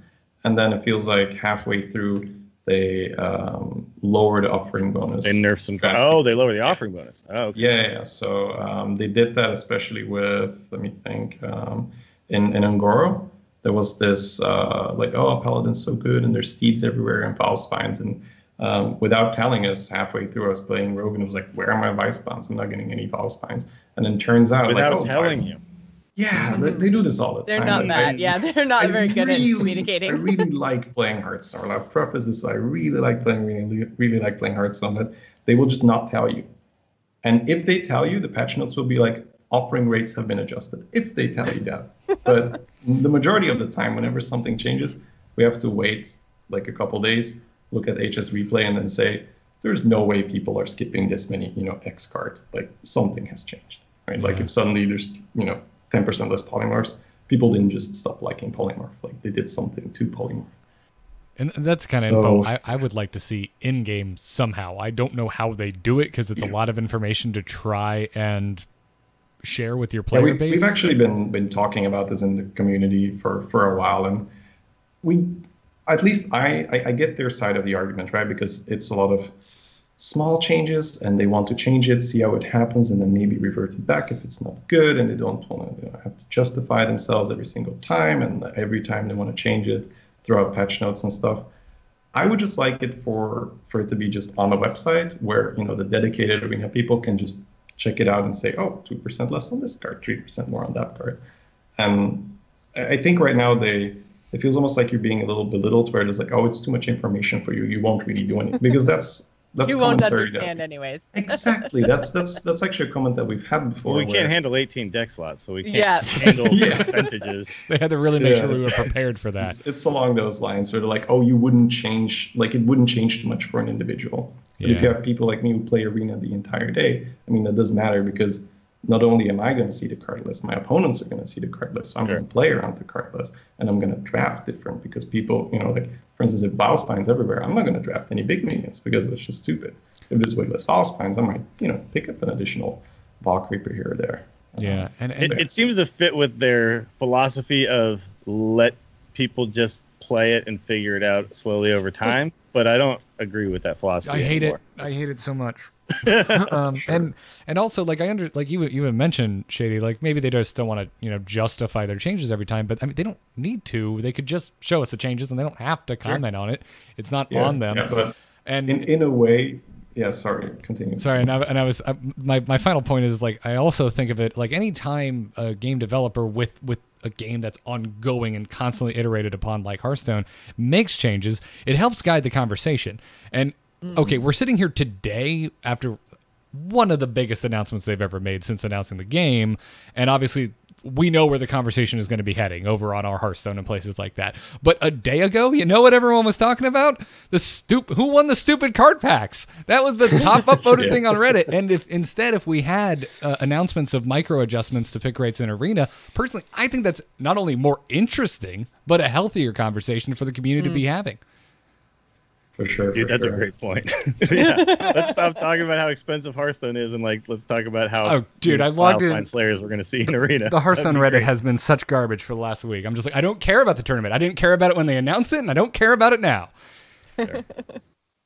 Yeah, I would love it, obviously, right, if they would be, but in playing devil's advocate, you can see that people are just always going to complain. It's just people, right? That's how people are. So I can get them where they don't want to put it out every time. It's like, what do you mean you reverted the Flame Strike change? Because that's something they did, like, kind of sneakily, right?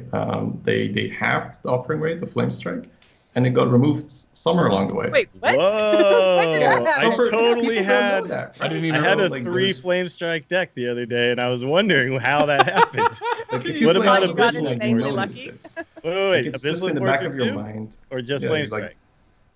You just don't play around Flame Strike, and suddenly, play around Flame Strike again. Same with Abyssal Enforcer. Abyssal Enforcer was, halved because it was too strong, and it seems that restriction has been lifted. Oh my god! You see more Abyssals. Yeah, I always make the comparison to Heroes of the Storm because you guys probably don't know me. I also cover Heroes of the Storm on a separate podcast, and they show us almost every little weird, minute change, even if it's like a 1.67354% change to one talent on a hero no one plays. Then they'll show that to you. Every now and then they miss something, but I honestly think they miss it because they tell us so much, and it ends up getting data mined. I was thinking of Heroes too. I was like, Heroes tells us literally everything with little blurbs from the devs saying, like, we changed this because this, and like, I don't understand why they can't do the same for Arena. Yeah, Since it's not actual, like, big card nerfs, right? They're just little minute changes, Not even percentages, it's integers. Like, it's 1 or 2. Like, it's it's not that hard. Yeah, exactly. So I don't know. I mean, and then I don't think they're afraid of, like, negative feedback. Like, Blizzard, of all companies, should be more than hardened to negative feedback at this point. But I mean, the only thing I can think of is maybe they just don't have the manpower. Like, I don't know. I just don't know what it is. I don't know why they don't inform us of those changes. But it's just strange. Yeah. By the way, that happened with Naga Sea Witch too. When that change happened, people just figured it out. Someone asked on Twitter, I think, and they replied, "Oh, it was an intentional change." Yeah. Like, hey, is this bugged? Yeah, we fixed the bug. No, we changed it. Like, what? Why didn't you say something before I just suddenly ran into 7 giants on turn 5? Yeah, that's the kind of thing I'm talking about. Like, it's fine. Like, yeah, some people might be like, "What do you mean you made this change?" But I just want to have that information before I go into a draft. Sure. Yeah, that seems fair. But yeah, and the other thing too, we're special cases here. Hearthstone is kind of my job at this point, right? When it comes to Arena, though, I am not a special case. I don't play it that much, and I still want this information. Sure, but I mean, like, we care more, I think, than the average person. So, like, the 50 million people playing, and then 47 million of them who are just on their phones in the bathroom don't care what the offering rate of Flame Strike is. But then you got us, the hardcore people who want to know everything, and I don't think they should not cater to us just because there's more of them, personally. Right. Yeah, I mean, because we're also the whales. Yeah, like, I think everyone right now is disagreeing with you. Yeah. And if it is like a manpower problem, I don't know. Hire Dills. Clearly, someone out there wants to type this up. I will write the most detailed patch notes you've ever seen. But let him keep coming on our podcast, please. That's tends to kill. Yeah, I could do like that Trollden thing where he can still make YouTube videos. I don't want to talk about that too much because I'm worried if we really bring it to Blizzard's attention, they'll eventually stop letting him make those videos. But seriously, everyone else I know whose content I like that got hired by Blizzard isn't doing it anymore. Yeah, and they all have to stop playing competitively and all that. Sad. Interesting to say the least. But yeah, I mean, as we're kind of winding down here, I mean, overall, I mean, now that we've kind of smack talked a little bit, the Wild Arena has been a really cool event. I've been digging it. But are there any other ideas for cool formats you would like to see them do? I mean, there's obviously been like people have been suggesting this, but like I said this earlier, right? With the standard, I think if they want to take Arena, if they want to make it a bit more serious, that I would actually prefer for them not to constantly switch it out. I think events are fine, right? It drives some traffic to the Arena. Like the dual class event was so good. But I think if you're going to be having like, every month, oh, now this set is being boosted. Now this set is being boosted. Now we're doing well. Now we're only playing one set. That it becomes a bit more of this, I'll just go to Arena to just have some fun format where it becomes less likely that, there'll be tournaments of it and that's more serious. So I think for more competitive players, they want that a little less. Like, obviously, we're not, some kind of Grinch to say, like, I don't like people having fun. I want my, trying, like, always the same. So these events are fine, and I enjoy them, but I would rather not that they switch it up too much. Like, I think if they do what they have been doing, 2 months of, the same offering rates, and then switch it up a little bit when people get too tired of seeing, yet another bone mare being thrown down on curve, I think that's fine. And then people actually have some time to get some mastery over the current meta. Because in Constructed, you get to do a lot of very targeted practice. In Arena, not so much. You need a lot of time to truly grasp the meta, because you need to obviously also be playing a lot of classes. Because you're not always going to get offered, your Paladin. Mm-hmm. All right, makes sense. Yeah. And Dane, what overall take on just Wildfest in general? Has it seemed to put a focus back on guys like you who stream only Wild pretty much? I've not really noticed any kind of like boost or anything. I don't think they advertised it very well. Nothing in the game, yeah. It just happened. Yeah. And then they announced Year of the Raven right on top of when they're doing Wildfest and diverted everyone away from it again. It was like there was nothing in the UI. They made the announcements, and obviously if you're on Reddit, you know everything anyway. But if you're on the clients and stuff, like a mobile client or just like a general user, you probably wouldn't have noticed it too much. You might get like one pop-up pretty quick, and that was it. Not much else for Wild. Yeah. It told you to finish your Arena deck. It did, yeah. I saw that, yeah. But that was the only thing that happened in the game. Did we even get a pop-up last week? I got a pop-up this week. I don't think I remember a pop-up last week. Not when it actually started, because I actually was streaming, and then it actually ticked over, and it was live. Someone on chat had to tell me to say, oh, by the way, it's live. You can log in now and make a Wild deck. I didn't even notice anything when I was actually playing. There wasn't even like a patch that I had to download, or it just happened. Yeah. We talked about that last week. How like when the Fire Festival was going on, the menu had embers floating around. It's like, well, add some vines and leaves and stuff. Just decorate it a little bit. But yeah, I don't think, have we talked about how odd the timing is? The timing seems a little funky with the ladder changes, because it feels like all anyone really wants to do is climb the ladder, because next month they're only in 2 days. They're only getting set back 4 ranks. So I really want to go enjoy the Wild Arena, but I also kind of just want to climb as high as I can. That's definitely been my problem this month, is I'm just, grinding standard ladder best as I can and spending all my time in there. And I'm like, I'd really like to Wildfest, but I have to spam Paladin. Yeah. So I just bit the bullet, and I just played only super strong meta decks. So I was doing like lots of control lock and cube lock and stuff, and I got to 5 pretty quick, and now I've literally just done nothing but Wild Arena, and every now and then I'll just pop over and try to do like a fatigue warrior or something and just get my face smashed in. So I think I'm like 0 stars, rank 5 on both, and I've never moved an inch since that. I'm like, man, shaman's gotta work at some point, right? And it's like, nope, not happening. But well, awesome. Well, before we let you go, Dane and Shady, where can everybody find you? I'll throw to Dane first. Yeah, sure. It's pretty Dane Half on Twitch, and it's Dane Hearthstone on YouTube. Okay, awesome. Yeah, I highly recommend check out some of the go back and check out some of the old videos. There's some cool stuff, man. I think it was the big rogue, and then I also found where you were playing the elemental mage card, the 4/5 Yeti stats that makes all your cards 2 cheaper, and then you were bouncing it back and forth forever and ever. Yeah, I thought it was pretty good. If you get 2 Gorgonzolas, and then do what is it now? It's Bran Gorgon, and then you Gorgon the Gorgon, and then you play and you play the elemental. Everything's free in hand. Yeah, and then it's just free forever, and you just it's free going and going and going. Yeah. You just have a million of them. It's great. Like that's the kind of stuff that I think the Hearthstone needs, right? Because you got plenty of Zillets and Firebats grinding the very best deck in the game, right? But there's not a lot of people who are doing the mad scientist thing, so I appreciate it. Yeah, well, again, twitch.tv/DaneHearth. Go check it out. ShadyBunny, you're up next. I actually had a really good time watching you play Arena the other day with another gentleman as you both talked through turns together. I love that kind of stuff. Oh, thanks, man. Yeah, same just on Twitch and on Twitter. On Twitch, it's just ShadyBunny, and on Twitter, it's F2K_ShadyBunny. Awesome. Well, I thank both of you again for coming on to talk both Arena, Wild Arena, all the combinations. All the things. And everyone definitely go and make sure to check out their content. Thank you, gents. Thanks for having me on. Have a good one. Appreciate it. All right, guys. See you. All right, let's see if the overlay doesn't explode. It did not.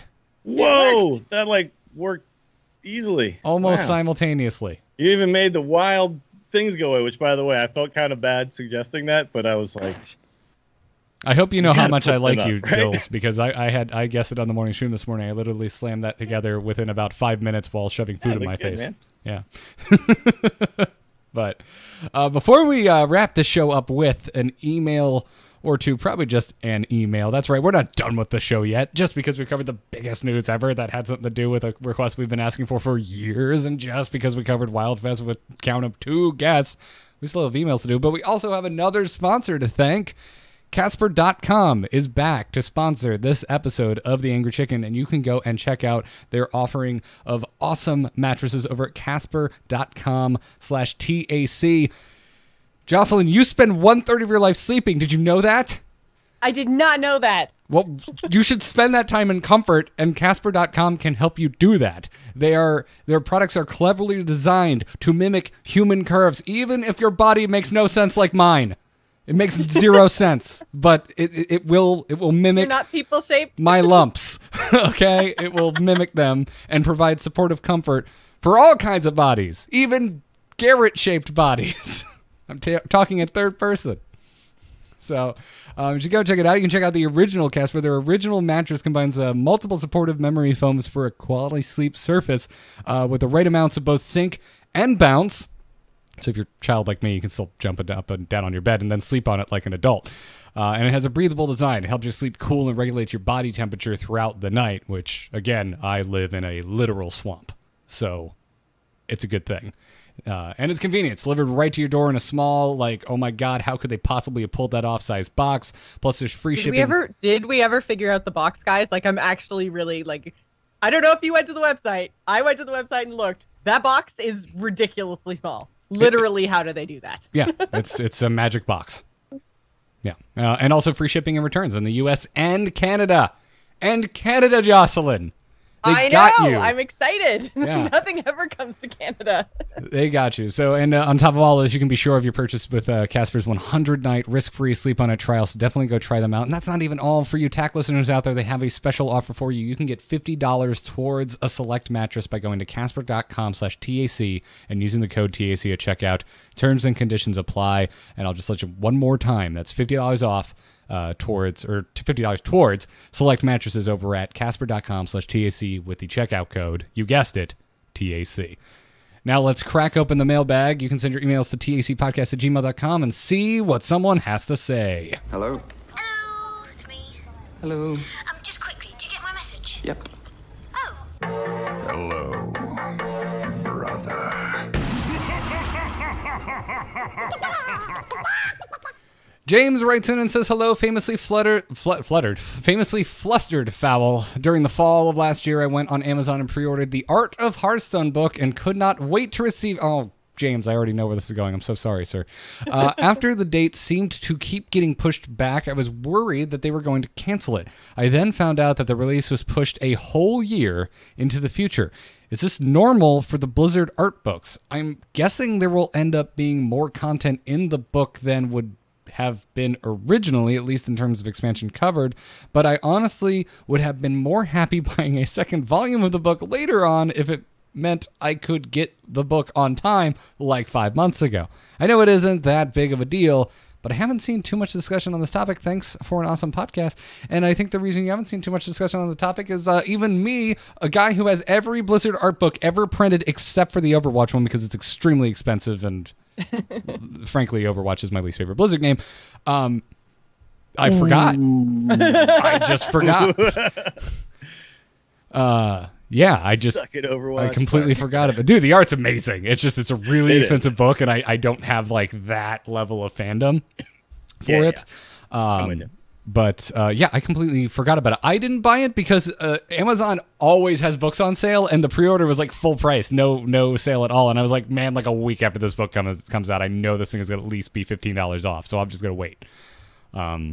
But you're right. Yeah, it has been pushed back a bunch. I don't know. There's been no official word on it, and there hasn't been a lot of Blizzard art books that have been sold like this. Most of them have come through World of Warcraft collector's editions, the physical collector's editions, which I have stopped buying as of 2 expansions ago when they raised the price by like $20 because I was finally, I'm like, nope, that is too much damn money. I will buy one off. I will buy the art book off eBay for $20. Also, the digital deluxe editions have been a thing now for a while. Where I saw for the first few, it was basically like the physical one thing or bust, right? Yeah, you just didn't get any of the physical stuff. You didn't get the soundtrack. You didn't get the art book. Usually, there's a mouse pad and some other random schnaz. I don't even know what that. I only ever means. had one of those, the physical ones, and it was like, because of the instance, they send us all these like signed copies by everybody. I never ever bought a single one of those. Oh yeah, no, I was hardcore about it up until they raised the price because it finally crested. And I think they raised it with like Warlords of Draenor, and that you hate the orc aesthetic anyway. So I feel like of all the art books, that would be the one to be like, nope. I mean, the orc aesthetic has gotten better since Garrosh. The guy had some cool interior design decisions to make, but but yeah, it's not my go-to. And I have the Warlords book. I got it off eBay for $18. So yeah, there's only been a handful of Blizzard books that have just been straight up published at the stores. And off the top of my head, it's the Warcraft 3 art book, the cinematic art of Wrath of the Lich King, which I think is the best book they ever did, but I'm also an Arthas fanboy. The art of Blizzard Entertainment, and the Overwatch art book. Those are the only ones I know of off the top of my head, and they weren't ones that I knew about until they were out. I didn't know that they were coming. I didn't have it on pre-order. For all I know, they were delayed, so I'm not sure. But I want an Art of Hearthstone book. I have the art of the World of Warcraft trading card game, which was gifted to me by Hammond. Thank you very much again, Hammond. But I have the Hearthstone cookbook, which has some art pages in it, but it's definitely not a full-on art book. Yeah. But if you want something in the meantime, it's really cool. I'll tell you what, James, we don't know why, but if we find out, we will let you know on this very show. My assumption would be that an unforeseen delay happened, and they're like, well, crap, now we're more expansions behind than we wanted to be. We should probably update it and get it out so it's more. They probably just wanted it to be a little more exhaustive, right? Rather than that would be my best just guess. All the art from the WoW TCG in a book. Right, since there's already an art of the WoW TCG book. Yeah, it's a great book, by the way, and a lot of it is art that's in Hearthstone because the original and classic set was pretty much almost exclusively reused art. Yeah. So I highly recommend it. You can find that book for a pretty reasonable price still, even though it's not in print anymore. But they must have printed enough of the damn thing. So I'd recommend going and picking that up in the meantime, James. And I get nothing from it. We're not sponsored by it. I'm not going to see a dime from I don't even know who the hell printed that thing. Was it Cryptozoic at the time? So no idea. Yeah, but you can bet whenever I'm able to actually get my hand on an Art of Hearthstone book, you'll hear about it. You'll hear about it on the show. So keep those emails coming, tacpodcast@gmail.com. Got to thank our patrons before we end. Patreon.com/TAC is the place you can go to support this podcast directly. $1 an episode, $2 an episode, whatever works for you. Every little bit truly does help. This is a huge chunk of how the three of us pay our bills and, well, let's be honest, also buy some cards. So thank you very much. But this week we have some new patrons. So thank you. Thank you to Dean W, Dan C, and Chris F. That is the same Chris F who I've been referring to as the Hearthstone historian, who just recently wrapped up listening to every single episode of The Angry Chicken to get caught up. In the course of 1 year, so he listened to more than an episode a day. Yep. That's insane. Wow. Complete insanity. That's a lot of hours of us. It is. All right in a row, man. Yeah. I mean, some of it I'm sure is fascinating from like a time capsule point of view, but those episodes that were during quieter weeks, you probably could have skipped them, Chris. The problem with a show about a game like Hearthstone is the episodes don't age very well. It's a news show. You're like, yeah. At the end of the you day, go back and you listen, and we're like, man, this friggin' card is amazing. It's like, no, not anymore. Or it's like listening. There's so many changes that constantly happen. It's only interesting, I think, from a historical aspect, in the same way like old sports centers would be interesting. Sure. Like, I really want to. He discovered some cool stuff like predictions that we made and things that were said that totally don't make sense now and all that kind of, like that. I don't know, that stuff is funny. Like when we did the 200th episode and I went back to episode 1 and was like, who said this? Let's never do that again. I don't really want to know what the first 100 episodes of Angry Chicken Jocelyn said. She was real dumb when it came to Hearthstone. All right. Fine. For episode 300, we'll go back to episode 200. How's that sound? Okay. All right. That works. It's still Real cringeworthy. smart. Still cringeworthy. I busted out my old sketchbooks since I wanted to start drawing again. I was looking at stuff from college being like, oof, some rough stuff in there. But anyway, thank you again. I found old song lyrics the other day. And, really? Now that is something I want to hear. High school song lyrics. Oh, man. Angsty dills. Apparently, I was very much in love. And then apparently very much not in love. That's pretty much it for high school song lyrics. There's I have a significant other, and then my significant other just dumped my ass. Like those are your two pretty much, yeah. Two topics of conversation, or the most horribly simplified political rantings. Oh, I had some really good political songs. Oh yeah.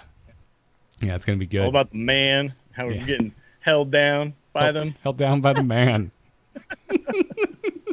I want to know who the man for Dills was, like a particularly annoying guidance counselor, or no, man, the cops, dude. Did you grow up in Oakland? Didn't the cops have better things to do than mess with you? San Francisco. Okay. But no, I had my run-ins. Okay. All right. I was a bad kid. Okay. Fair enough. Oh, I mean, that would be a fun topic of a podcast, going back through Dill's old song lyrics. Yeah. Well, thank you again, patrons. And if you want to become a TAC patron, head on over to patreon.com/TAC. If you want to support us for free, drop us a 5-star review on the iTunes store. We really appreciate that. Huge thanks to our producers, Declan H., Michael N., Sean C., Johnny S., and LVE. Thank you very, very generous individuals. We got swag available. TAC t-shirts are at shirts.amove.tv. We also have custom etched glassware, things like pint glasses and the like, over at etched.amove.tv. Go check that out. But around the table, before we leave, Dills, you do all kinds of things, including writing some sick-ass lyrics. Where can everybody find you around the web? Oh, man.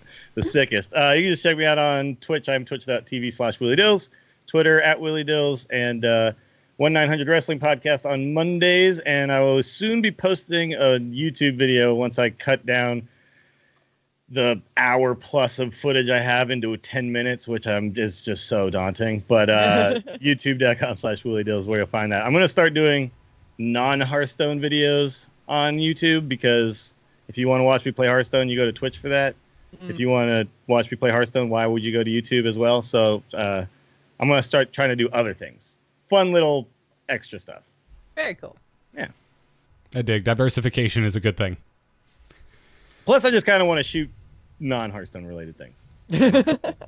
Spread your wings. Spread them. That sounded bad. Jocelyn. That's what the cops used to say to me back then. Sir, we heard your political... It's actually in one of Dill's songs called Spread 'em. Brought me back. We heard your lyrics, son. Now spread them. Jocelyn, where can people find you making other content other than Hearthstone podcasts? You can follow me on Twitter and Twitch. I'm at Joss Plays. Also, if you're interested in Sea of Thieves at all, go check out our newest podcast called Shipwrecks and Shanties. We're doing a 6-episode lead up to the launch, which is happening in less than a month now. So if you have any interest whatsoever in Sea of Thieves, please do go check that out. Should be called Civ of Thieves because I'm just so excited to hear that man do a podcast. Yep. Yeah. It's really fun, man. It's really fun. I listened to your first episode. So. It's solid. Yeah. Yeah. I don't know why it never occurred to me to be like Civ should do podcasts. The guy's really good on mic. Yeah.